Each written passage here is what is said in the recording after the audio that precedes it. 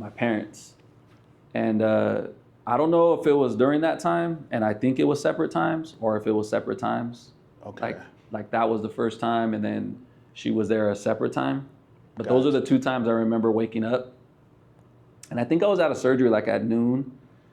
And then the next, like in my head, the next time I remember looking at a clock, it was like almost 9 o'clock at night or something. Wow. So during that time, I was like in and out of it, sleep, like Sure. but waking up, I mean, I was pretty, feeling pretty good just because of the medicine and stuff. And then, but over time it was like, boom, it hit. Really? Yeah, that pain is. So it was super painful after. I mean, they keep you comfortable there, but. Chest pain? Just imagine like like breathing, eating. Everything hurt. Moving. Anytime your chest moves, like you hurt. Wow. You know what I mean? And, wow. How long did that last? About? A good 2 weeks, a month. Like. Jeez. Yeah, so like. Was it getting a little bit better every day though? Yeah, okay. I mean.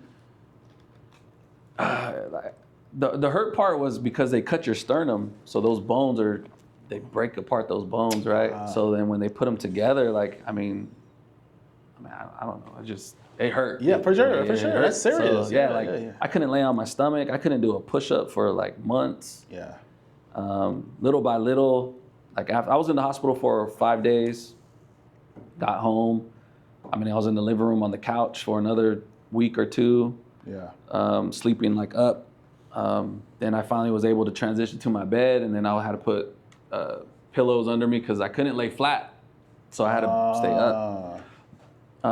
I was doing the whole like rolling to the side and trying to get up, like because I couldn't like just push myself up.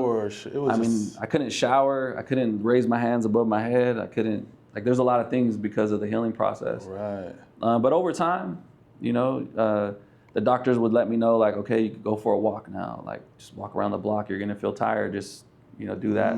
Give yourself some time. But I was out there trying to walk a mile, like trying to get better. Sure. Yeah. Like I'm gonna get this. Yeah. So, and just over time, it just the healing process, and I started feeling good, and just kept at it. Diet changed and different things like that, and. It was a long road. The recovery process is not a good one, but sure, you just got to get through it. You got to. Yeah. You said your faith. How was your faith? Did you feel getting closer, connection with God? I know you mentioned you went through some faith. I mean, it was just my mind playing with me.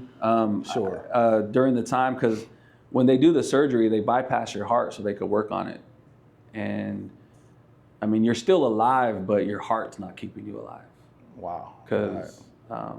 Blood's still going through, but I mean, I don't know exactly how they do it, but they basically keep everything going. They stop your heart so they could get in there, replace the valve. So I have a mechanical valve in my heart now, and some people say that you could hear the shutters flapping. Really? I mean, I can hear it sometimes. I mean, you might even pick it up on the mic some if everybody's really quiet. But during that time, I thought like, man, if God's real, like, I'll see something, because I'm not gonna like. In my head, I'm thinking like I'm gonna be dead. You know what I mean? And I'll see something, like I'll have something. Something's gonna happen. Right. I'm gonna experience something. Yeah, exactly. And then after surgery, I woke up, and then like being in the room by myself, I just started thinking about that, and man, I didn't nothing happened. Like I don't remember nothing. I just felt like I was asleep. Right. And so I was like, man, God's not real. Like, because if I would have seen something, And then over time, then like within that 5 days, like I just say over time, like hours, like different times of the day, then I just thought like, wait a minute, like I didn't even die. Like they bypassed, like I wasn't dead. Why would I see something? You know what I mean? Like, he kept me alive. Like, I mean, right. I'm here. I'm not supposed. That's not supposed to happen. You didn't flatline. Yeah. I mean, I don't know if I did or not, or they didn't tell me, but I was. I mean, that wasn't supposed. It wasn't my time. Right. And so that's why I didn't. So like then my mindset started switching. Like okay, like that wasn't supposed to be that. Like, he's giving me a second chance with technology and surgery and allowing me to be here still. Like not See that. how Satan plays those tricks on you, right? Yeah. So he's sneaky, man. Yeah. Well, I mean, he'll have you thinking something. He had me. Yeah. You know what I mean? And but there was a time, like even before that, I didn't even believe in God. You know, so I mean, my faith changed from even before the surgery until where we're at now, like completely 360. You know what I mean? So you didn't believe in God up until when? I mean, I don't know. It was like most of my life. Well, most of your life. Okay. I mean, when I started caring about that. Okay. Like and I didn't know if I didn't believe in God or if I just didn't.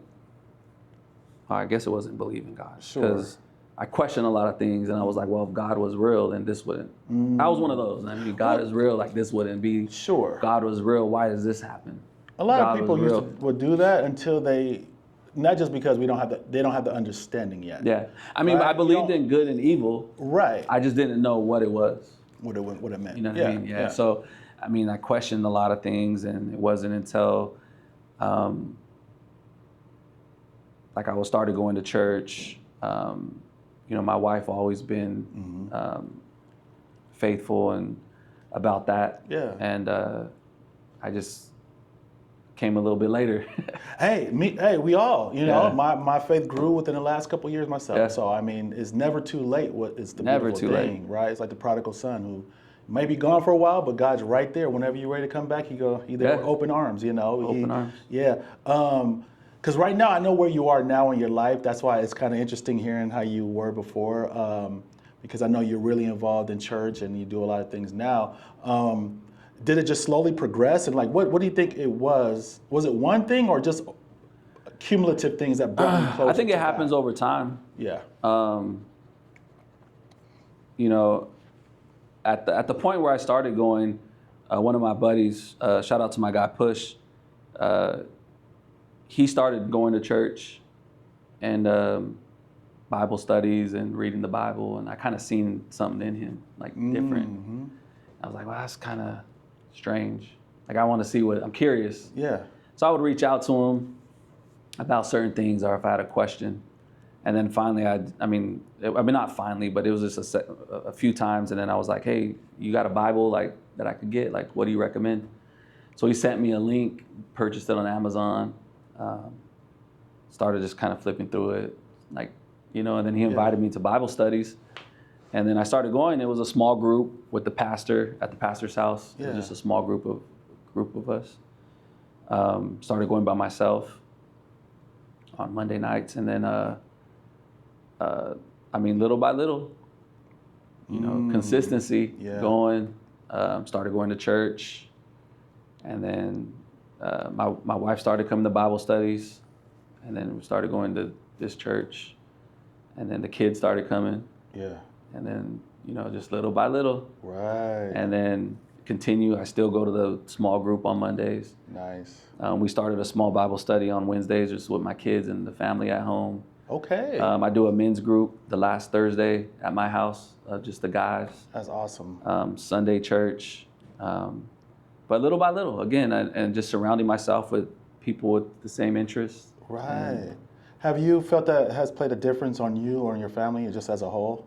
I feel it. Yeah. On me, of course. I mean, I can't speak for my family, but just as a whole, I mean, I think so. Yeah.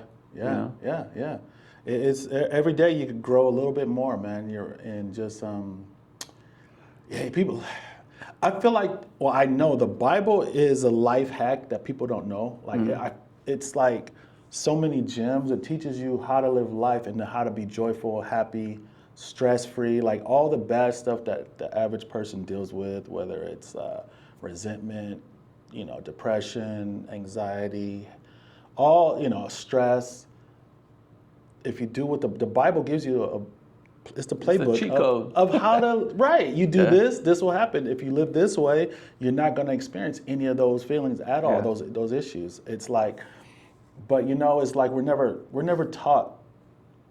No one teaches it like that. You know what I mean? Unless you go to church, and then and most of the time people don't even really understand what the pastor's saying. Yeah. You know what I mean? So and I think too, if somebody's teaching you and you're reading, but it's up to you to practice it.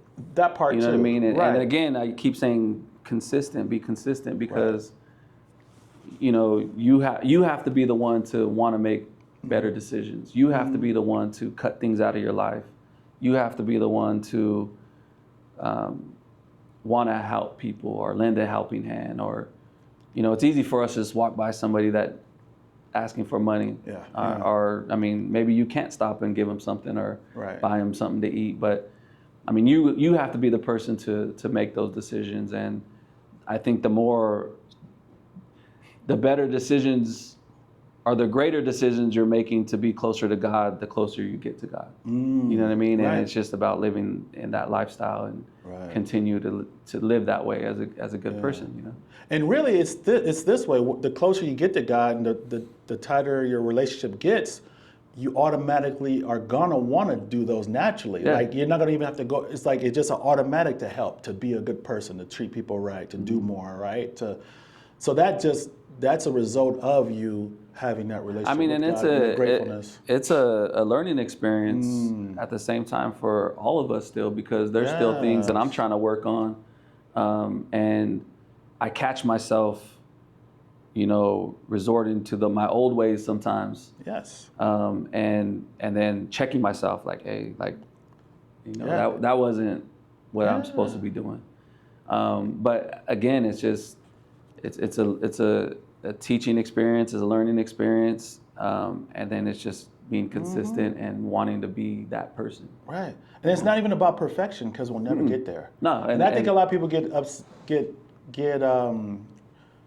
maybe they look down on that because they feel like they got to be a certain way, when it's like, no, you just want to get a little bit better each day. And what the Bible and your relationship does, of course you're going to mess up, you're going to do things, but at least you're going to be more aware of it and try not to do it the next time, or try to get better. So therefore, you're going through life just getting a little bit better each and every single day. And that's pretty much. And I think as long as you have good intention. Yeah. You know what I mean? Because, I mean, you could do something out of spite and purposely hurt somebody. Yeah. I mean, or you could hurt somebody but have good intentions. You know what I mean? So, I mean, there's a thin line when it comes to that kind of stuff. But, I mean, it's powerful. It is. You know what I mean? It is. It's definitely changed my life for the better. And I just feel like the blessings keep coming. Right. You know what I mean? It just, so, and you know. And I know not every day is good days, but I mean, it's when you think of the long term, and when you think of overall, it's like, I mean, we're blessed. You know what I mean? Yeah. And the sooner we realize that the way we're supposed to live is follow the Holy Spirit, meaning everything that happens to us, whether we view it as good or bad, it's supposed to work out that way to make our life better, right? So you might lose a job today. It might look horrible, but how do but that job loss is going to open up you maybe for opportunity for somewhere else. For you know what I mean? And then you're going to look back at it like, oh man, at the time I didn't like what was happening, but I understand why it happened now for me to get here. So everything is always operating in your corner, because God's on your side. And again, that's what we have to. That's the hardest part of it, is just letting things be as they happen and not getting upset at it, and just being grateful actually at it. Like, hey, someone hit my car. Okay, cool. Now let me find try to figure out the reason this happened. Like, look at the opportunity. Okay, God, this happens. What am I supposed to learn? How is this going to make me grow? I might find out then, or it might be later on to where it's like, okay, well, that was supposed to happen, and let's just see how it plays out. Yeah. And it always plays out for the best. When those click. Yeah, like, and it's funny when it clicks, and you're like, okay, I get it. I get it. Right. Yeah. Like, it's a trip. So we just got to have that faith that, like, it's all working in our favor. Yeah. We just got to keep going forward and being happy and grateful. So on a side note, random story. I had a friend back in the day. We used to drink a lot together. I mean, I've been sober 18. I can't remember how long I've been sober. 18 years, 19 years, 20 years. Good for you, man. Back in the day, we used to. I mean, that was my right hand man. Like, where I was at, he was at. Yeah. Drinking, like, everything under the sun you could think of. Right. Our paths we kind of lost contact, and over the years, I mean, it's been 25 years, 20 years. Wow. And closer to 25 years, I think. But anyways, I was out camping one day and my phone rings. And just backstory, I would see his brother all the time and be like, hey, how's Manuel? Okay. And he's like, sometimes it was like, he's not doing good, or he's okay. It's like, hey, give him my number, tell him to call me. And I would never hear from him. And I would see him like all the time, you know? Right. And one day out of the blue, like my phone rings and I look, I didn't recognize the number, I answered, and it was Manuel. Hey, what's up, man? We chop it up. Hey, I'm back in town, like, come to find out. But long story short, we lost contact for all these years. I mean, we were no good for each other. Sure. I mean, who knows where we would have ended up. He comes back, we reconnect, and come to find out he's a man of God now, and where I'm at in my life. And it was like now our relationship, you guys are back in alignment again. Yeah, so it's like, I mean, we don't hang out every day or stuff like that, but like he'll text me every now and again, but we're back in contact. That's awesome. In a whole different just in a different, the other side, right? Yeah, so that's awesome. It's crazy how it worked, because like, I mean, before I was like, man, like these friends are just leaving me, you know what I mean? Sure. Or like in my head, I'm like, man, these guys just don't even want to be my friend, but no, there was a reason. Right. They see you're living a whole different lifestyle, and they can't, what they want to do, you don't want to do, and vice versa. So it was like, I mean, but when we were both drinking at the time, it was, that's what we wanted. That's what you did. That's what we had in common. You know what I mean? Yeah, so but that's a great testimony. Yeah, it's weird the way it worked.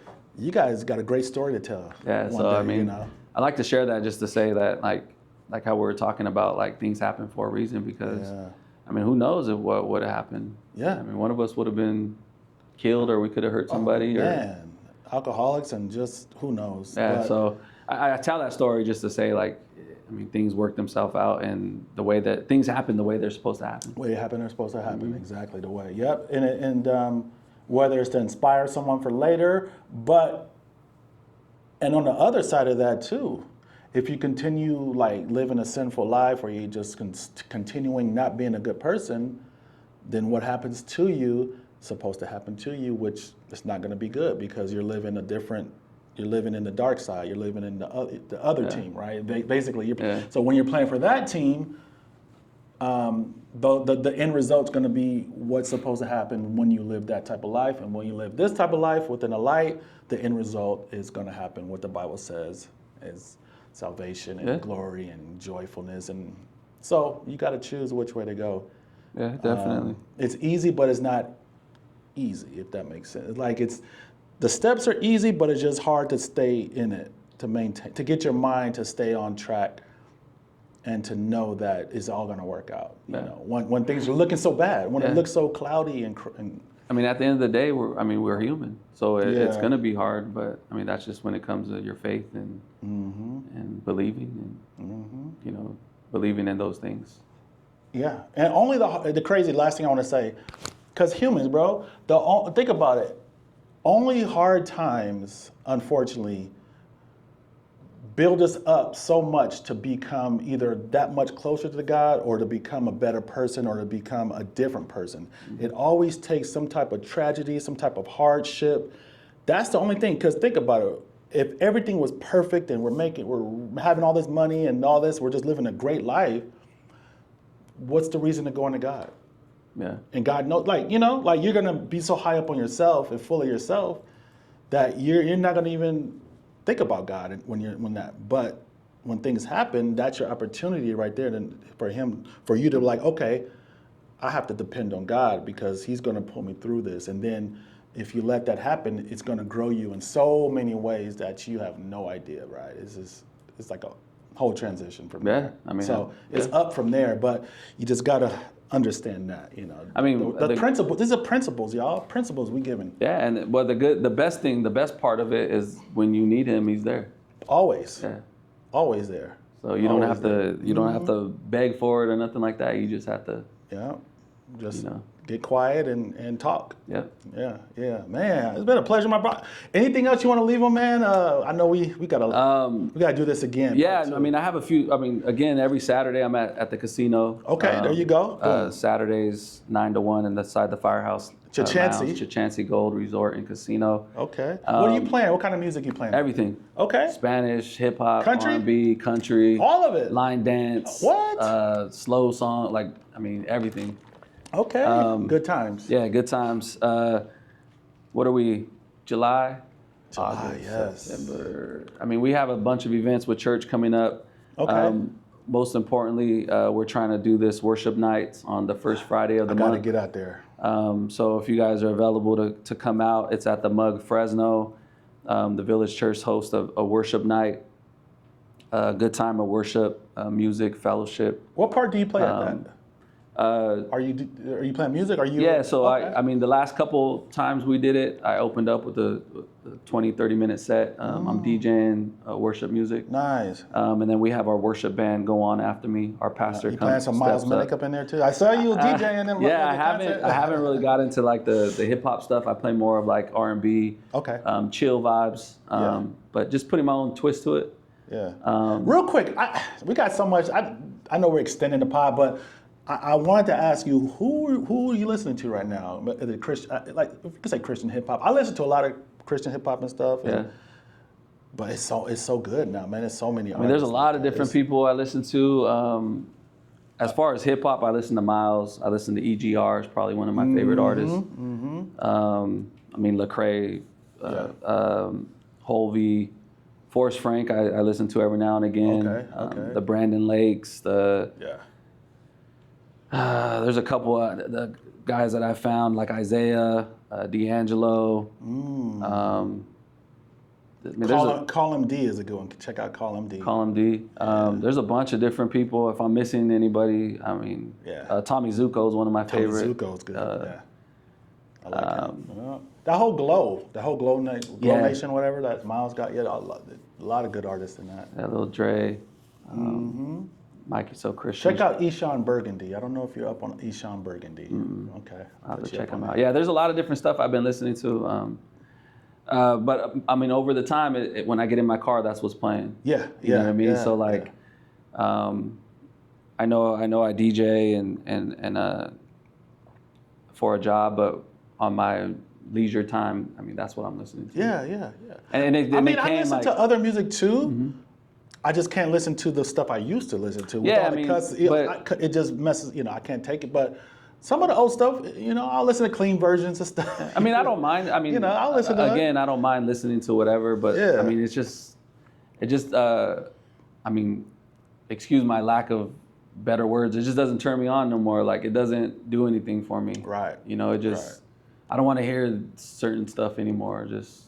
Yeah. I don't know. You get to a new place in life. Yeah. I mean. We evolve as people. Yeah. I mean, our tastes change and different things happen. And not that there's, you can listen to whatever you want. I just seem like when I get in my car, that's what's playing. Right. Right. So. Yeah, you like what you like. But yeah, you got an event. Yeah. So back to like the heart stuff. I work with the American Heart Association. Okay. We have our Central Valley Heart and Stroke Walk on October 10th. Okay. It's a Saturday. I encourage everybody to go out there, and also get checked. If you haven't, make sure you guys get checked. Take care of yourself. Health is wealth. It's scary if something happens to you and you don't know what's going on. So go see a doctor. Check your heart. Yes. But I'm a big advocate when it comes to the Heart Walk.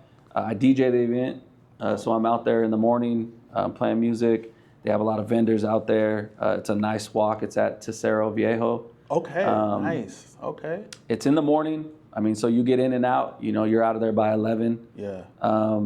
It's fun. Great company. I got to come out this year. Yeah. Central Valley Sports, we have a team. Okay. Team Central Valley Sports. So if you guys are interested in joining our team, just reach out to me. I'll send you the link to sign up. It's free. I mean, you can make a donation if you want. My thing is just get out there and see what it's about. If you want to donate after that, then feel free. If not, just come take part in the festivities, you know. Yeah, for sure. Our trunk or treat event, 4th annual, is in October 25th. It's a Sunday from 3 to 6. That's a free event, community event. Everybody's invited. Come out and have a good time. Bring your trunk or treat bags for a lot of good stuff. Again, a lot of free stuff for the kids. The only thing we sell there is Dutch Bros sells their coffees. We have Kona Ice sell their snow cones. Right. And we get a food vendor. Everything else is free. Everything's free. We do give out free hot dogs for the kids, free Capri Suns, free haircuts, free candy. We're going to have free drinks too this year. It's all free. What more do you want, Dress man? up. We encourage people to dress up. It's fun. If you guys want to see some of the recap videos, go to CV Stitch Inc. on Instagram, or now CV Stitch. the Valley Collective on Instagram. We're building up to it, and just like the last 3 years, I know it's going to be a great event. So Always. We're looking for more vendors. So if you're interested, reach out to us. But that's pretty much it. You know what I mean? I'm just staying out of the way, staying busy and out of the way. Busy That's it. Man, my brother, DJ D SOTO, guys. Thank you for having me. You, man. Thank my you. brother. Appreciate you, man. Got some gems, bro. Inspiration all over the place, bro. I love thank it. you. Bro,